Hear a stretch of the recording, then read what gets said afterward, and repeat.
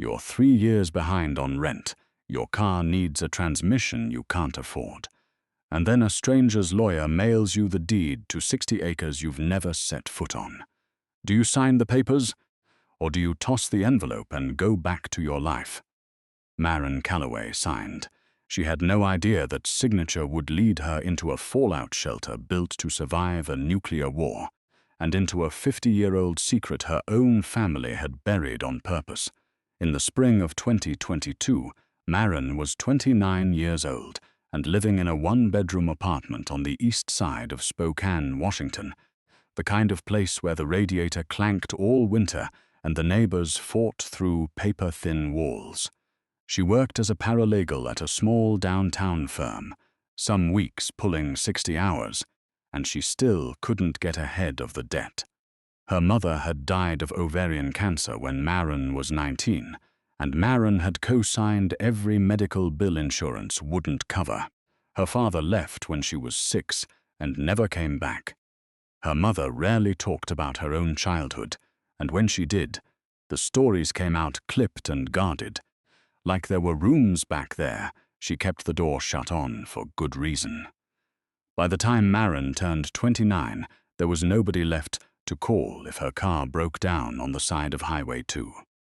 So when a thick envelope made of cream linen paper showed up in her mailbox, she figured it was a credit card scam dressed up to look official.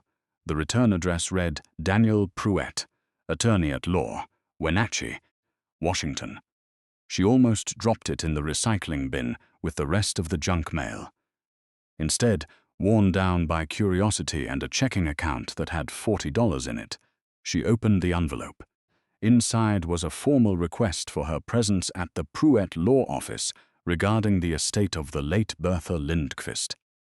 Maren had never heard the name. She didn't know anyone in Chelan County. But 4 days later, she was sitting across a scarred oak desk from a heavy-set man in his 60s who kept glancing at her like she reminded him of someone he couldn't quite place. Miss Calloway, Pruitt said, Bertha Lindqvist passed 3 weeks ago. She was 91. She owned 64 acres of orchard land on Frost Hollow Road, outside Pine Bluff.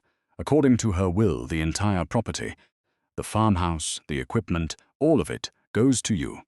Maren laughed before she could stop herself. There's a mistake. I've never met this woman. My family's from Oregon, not Washington. Pruitt slid a folder across the desk. There's no mistake. She had your social security number, your current address, even your mother's maiden name. It's airtight. He folded his hands. There is, however, an unusual condition attached.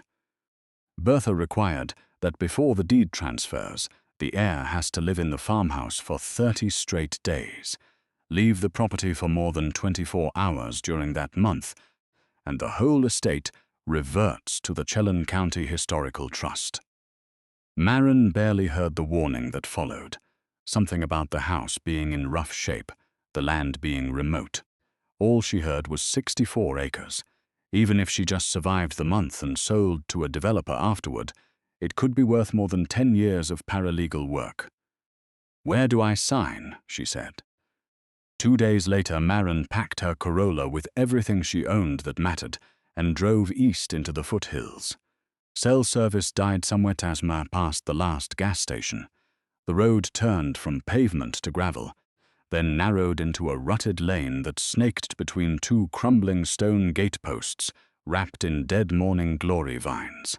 Past the gate, the light changed. The apple trees hadn't been pruned in years, and their branches had grown into each other, forming a tangled roof that blocked most of the afternoon sun. The ground was carpeted in rotten fruit, and the whole valley smelled like cider gone wrong. At the end of the drive sat the farmhouse, a tall white clapboard place that might have been handsome 40 years earlier. Now the paint hung off it in long strips. One corner of the porch roof sagged like it had given up, and the windows looked back at her like something behind them was watching. Maren killed the engine, and the silence pressed in immediately, the kind of quiet that has weight to it. You shouldn't be here. She spun around. A man stood near the open door of the equipment barn, somewhere in his late 60s, weathered the way people get after decades outside, holding a splitting maul loose in one hand like he'd forgotten he was carrying it. "Name's Walt Mercer," he said. "Live up the ridge. Kept an eye on this place for Bert since she got too old to walk the rows herself." His eyes moved over her like he was sizing up a fence post. "She never mentioned family." "I'm not family," Maren said, pulling her duffel out of the trunk. "I'm the new owner." Something shifted behind Walt's eyes. Not quite a smile. "Owner," he repeated. "Lock your doors at night. This ground's got memory, girl." Bert didn't die peaceful. He turned and walked back into the trees before Maren could ask what that meant. The first 3 nights tested Maren in a way nothing in Spokane ever had. The house groaned with the wind, the kind of sound that traveled through the floorboards and made her sit up in bed, convinced someone was on the stairs. There was no internet, and she had to climb halfway out the upstairs bathroom window just to get 1 bar on her phone. On the 3rd evening, headlights swept across her bedroom wall, and she came downstairs to find Walt's truck idling near the porch, a cord of split firewood stacked in the bed. He didn't say much while he carried armloads to the box by the back door, just grunted answers when she asked about the nearest grocery store and whether the well water was safe to drink. Before he left, he paused on the bottom porch step and looked back at the house like it owed him something. "Bert kept things locked up in there for reasons," he said. "Some doors are better left shut, you ask me." Then he climbed into his truck and was gone, before Maren could ask which doors he meant. She found the attic the next morning while searching for extra blankets, and in a corner under the eaves she came across a hatbox full of letters, all addressed to an Ingrid Solberg in a town called Tonnesket, all stamped return to sender in faded red ink. She didn't recognize the name then. She set the box aside and kept looking for blankets, telling herself it didn't mean anything. By the 4th morning, restless and determined not to let the place beat her, Maren decided to take stock of what she'd actually inherited. She moved through the cluttered downstairs rooms, past furniture draped in sheets gone yellow with dust, until she reached a heavy oak door at the end of the back hallway. It wouldn't budge. A brass padlock, rusted nearly solid, held it shut from the outside. Why lock a door inside your own house? She found a crowbar in the barn and spent 20 minutes fighting the old metal until it finally gave. Behind the door was a study, and unlike the rest of the house, it was kept almost obsessively neat. Shelves of ledgers lined the walls, decades of harvest records going back to the 1940s. In the center of the room sat a roll-top desk, the wood dark with age. Maren ran her hand along the underside of the desk's back panel out of habit more than anything, and felt a small wooden knob that didn't match the rest of the carving. She pressed it. A drawer she hadn't noticed slid open with a soft click. Inside lay a stack of black and white photographs, held together with a brittle rubber band that crumbled when she touched it. The top photo showed 2 young women standing under a blossoming apple tree, maybe 20 years old, squinting into the sun. One of them was clearly a younger Bertha, chin tilted up with the kind of confidence that photographs well. The other woman stopped Maren cold. Same pale grey eyes, same gap between her front teeth, same way of standing with her weight tipped onto one hip. On the back, in looping cursive, Bert and Ingrid, spring before everything went wrong. 1971, Ingrid was Maren's grandmother's name. Her mother's mother, who had died before Maren was born and was almost never spoken of, except once, when Maren was a teenager, and her mother mentioned only that Ingrid had left Washington with nothing, and never explained why. Before Maren could process what she'd found, an engine tore up the gravel drive. A black Range Rover skidded to a stop near the porch, and a man in his early 40s stepped out, wearing a suit that looked absurd against the dying orchard. He climbed the porch steps and knocked hard. Maren opened the door on the chain. Can I help you? Maren Calloway. I'm Cole Lindquist. Bertha was my great-aunt. Pruett didn't mention me, I'm guessing. He didn't mention any family at all. That's because Pruett follows paperwork, not common sense. Cole's friendly mask slipped a little.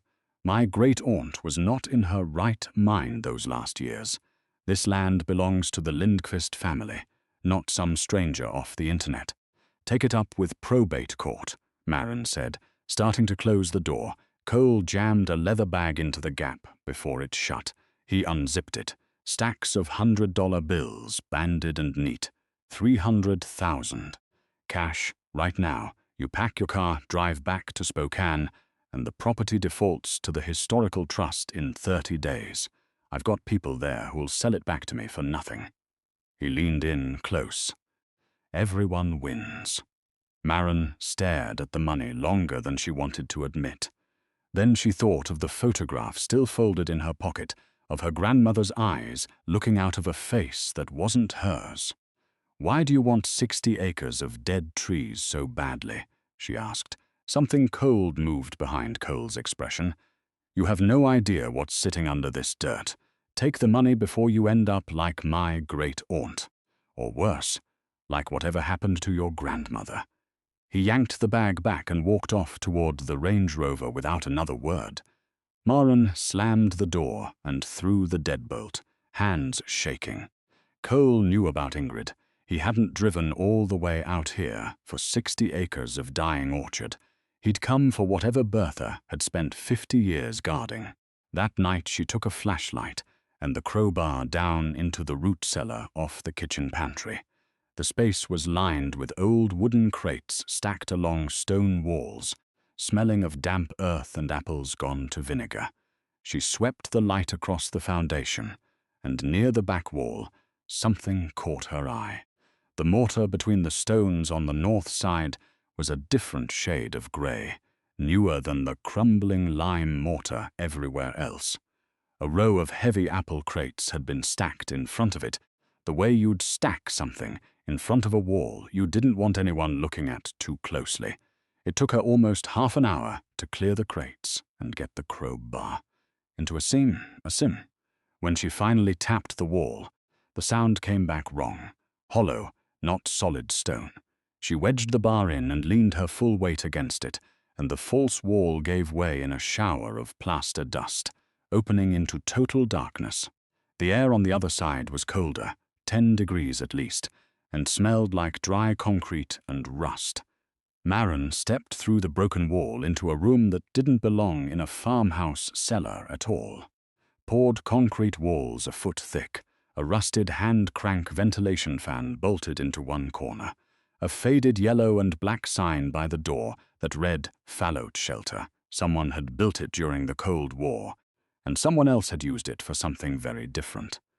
Stacked along the far wall were rotted canvas duffel bags, several split open, spilling bundles of moldering cash, and the dull gleam of tarnished silver bars.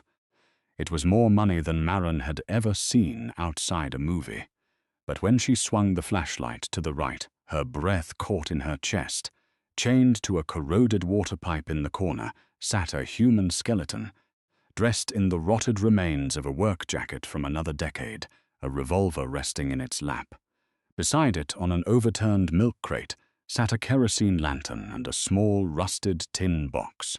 Maren forced herself to walk over and open it. Inside was a leather journal, the cover cracked and flaking, the handwriting on the first page matching the cursive on the back of the photograph upstairs. The first line read, "If anyone ever finds is dead, and I am not sorry." Maren sat down on the cold concrete floor and read. In late 1971, Bertha's husband Lars Lindquist had robbed First Cascade Trust in Wenatchee, along with 2 accomplices, made off with over $2 million in cash and silver, then murdered both men and brought the entire haul back to the orchard. Bertha's own father had built a fallout shelter under the cellar back in 1958, and Lars used it to hide the money while he planned an escape north to Canada. Ingrid had been staying at the farm that season, helping Bertha through the worst frost in a decade after her own husband died in a logging accident outside Cleellum. One night, drunk and careless, Lars bragged to both women that he was disappearing north and didn't intend to leave any loose ends behind. Bertha understood exactly what that meant. The journal described how the two women crushed monkshood root from the border of Bertha's flower garden and stirred it into Lars's nightly drink. When the paralysis set in, they dragged him down to the shelter while he could still hear them, still understood what was happening. They chained him to the pipe, bricked up the entrance, and left him there with the money he'd killed 2 men for. Bertha wrote that Ingrid was carrying a child by then, just a few months along, and that she'd made Ingrid swear to leave the state that same week, change her name back to her mother's maiden name, and never write or call again, no matter what happened. If anyone ever came asking questions about Lars, Bertha wanted there to be nothing to find. Ingrid argued, but she went, and the letters Bertha tried to send her over the years all came back unopened. Bertha kept them anyway. She wrote that she never slept a full night again, not once in 50 years, because she'd spent the rest of her life sleeping directly above the room where she'd locked her husband in to die, and because the friend she'd saved by sending her away never once wrote back to say she'd made it. She carried that her whole life. Maren scrambled up, dropping the journal. Walt Mercer stood in the broken wall, the splitting maul gone, a shotgun in its place, though the barrel hung pointed at the floor. He looked older than he had that afternoon. "You knew," Maren said. "I was a rookie deputy in 71, Walt said quietly. Responded the night Bert called to report Lars had run off after the bank job. Saw that wet mortar down here and knew exactly what it meant." His jaw tightened. "I also knew Lars Lindquist put her in the hospital twice, that I personally drove her to. So I wrote a report saying he'd fled the state, and I never looked at that wall again. Quit the force a year later, bought the place up the ridge so I could keep watch." And Coles spent 15 years convinced his uncle hid that robbery money on this land. The second he heard Bert left the place to some stranger from Spokane, he knew his window was closing. Walt's head turned toward the ceiling as heavy footsteps crossed the kitchen floor above them. And he didn't drive back to town like I figured. He waited for dark. A crash echoed through the house as the front door gave way under a boot. "There's a drainage tunnel at the back of this room," Walt said, pushing Maren toward the dark end of the shelter. "Runs out to the old irrigation ditch in the north block. Go now. I'm not leaving you down here. I made Bert a promise 50 years ago that nobody would ever find this room." Walt racked the shotgun, the sound enormous in the concrete space. "Go, girl." Maren crawled through a tunnel barely wide enough for her shoulders, dirt and roots scraping her arms. The sound of a shotgun blast, and then sharper gunfire echoing behind her through the concrete. She came up through a rusted grate, half buried in blackberry brambles at the edge of the orchard, the night sky black and starless above the rows of dead trees. "She's out back," Cole's voice carried across the orchard. "Spread out." Maren ran, branches tore at her face as she pushed through rows she'd half memorized over 4 days of walking the property. She remembered Walt's warning on her second day about the old irrigation cistern near the east fence line. A 12-foot concrete pit dug in the 1930s, its rotted plank cover hidden now under years of leaves swept past her, close enough that she dropped flat behind a tree trunk. "You can't hide forever," Cole shouted, closer now. "Walt's done. It's just you out here." Maren picked up a fallen apple and hurled it left into the dark. The flashlight beam snapped toward the sound, and a second man she hadn't seen before broke off in that direction. Maren bolted right, counting trees under her breath. 6, 7, 8, until she spotted the old iron fence post marking the cistern's edge. At the last second, she cut hard sideways into a cluster of brambles, and Cole, running flat out behind her, with his eyes locked on where she'd just been, didn't see the post in time to stop. The crack of rotten wood giving way was followed by a scream, then a wet, awful sound of impact. Cole had gone straight through the cover and into the pit. The second man skidded to a stop at the edge, shining his light down at his employer, screaming somewhere below. Maren didn't wait to see what he'd do next.